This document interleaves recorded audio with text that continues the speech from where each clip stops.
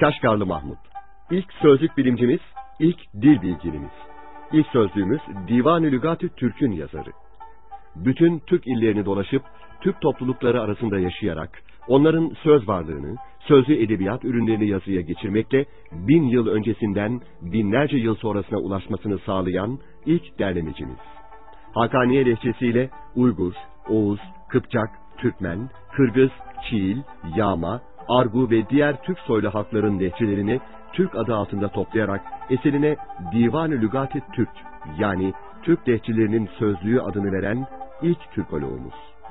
11. yüzyıl Türk dünyasının yorulma nedir bilmeyen araştırıcısı. Türklerin yaşadığı ülkeleri, kentleri, kasabaları, köyleri tanıtan, bu yerleşim birimleri hakkında bilgiler veren ve çizdiği haritayla ilk Türk coğrafyacısı unvanını da kazanan bilgin. Türklüğüyle övünen, ana dilini hakkını vererek en güzel bir biçimde konuşan, en iyi eğitimi görmüş, soyca en köklü kişi.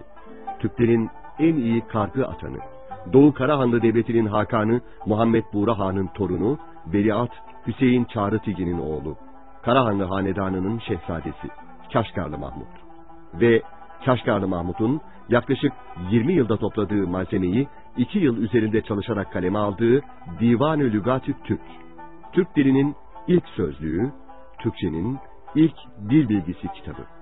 1000 yıl öncesi Türkçesinin ilk veri tabanı, ilk derlemi. Türk yazı dillerinin, Türk lehçelerinin tarihsel köklerini ve yaşadığı gelişmeleri ortaya koyan bir kaynaktır Divan-ı Lügat-ı Türk. 11. yüzyıl Türkçesinin ses bilgisi ve biçim bilgisi özellikleriyle ilgili bilgileri, söz varlığının gücünü, inceliklerini 21. yüzyıla ulaştıran bir bilgi hazinesidir Divan-ı Lügat-ı Türk. Kaşgarlı Mahmut'un 1072 yılında yazmaya başlayıp 1074 yılında tamamladığı Türk dilinin anıtsal eseri Divan-ı Lügat-ı Türk, yalnızca bir dil bilgisi kitabı, yalnızca bir sözlük değildir. Tarihin en eski dönemlerine kadar uzanan kültür değerlerimizin köklerini ortaya koyan, yaklaşık 1000 yıl öncesinin Türkistan'ında, Kıpçak bozkırlarında, Karahanlı Devleti'nde, Uygur Kağanlığı'nda, Oğuz obalarında, kısacası 11. yüzyılın Türk dünyasında yaşayan Türk topluluklarının dilleri, gelenekleri, inanışları, yaşayışları konusunda bilgiler veren, sözcükleri tanımlarken Türk sözlü edebiyatının seçkin örnekleriyle anlatımını renklendiren, atasözlerimizin en eski biçimleriyle söz varlığımızın gücünü ortaya koyan eşsiz bir başvuru kaynağıdır Divan-ı Lügat-ı Türk. Türkçenin hafızasıdır. Türklerin ulusal takviminin tarihçesinden, türlü hastalıkların tedavisinde kullandıkları ilaçlara, at yetiştiriciliğinden tarıma, Türk hukuk düzeninden devlet yönetimine, Türk dokuma ve el sanatlarından Oğuz damgalarına kadar yüzlerce konuda bilgi içeren ilk Türk ansiklopedisidir Divan-ı Lügat-ı Türk.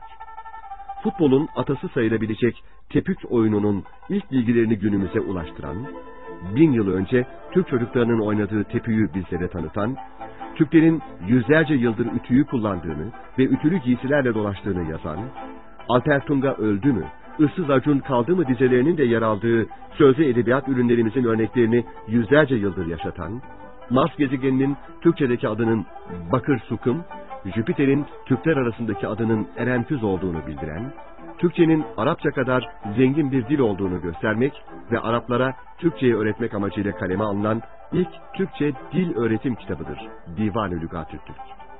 Pek çok özelliğiyle Türk kültüründe ilklerin kitabıdır Divan-ı Lügat-ı Türk. Türk uygarlığının kökleridir Divan-ı Lügat-ı Türk. Türk'ün dilidir, edebiyatıdır, kültürüdür, tarihidir, coğrafyasıdır.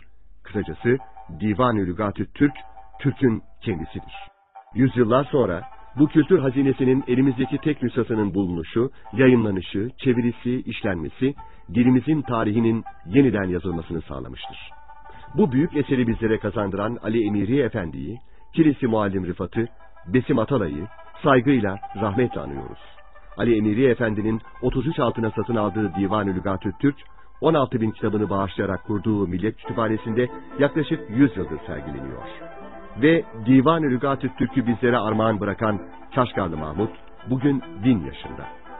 Kaşgar'a bağlı Opal köyündeki Kaşgarlı Mahmut'un mezarı Türk soylu halklar tarafından saygıyla ziyaret ediliyor yıllardır. Bütün dualarımız Kaşgarlı Mahmut için bugün.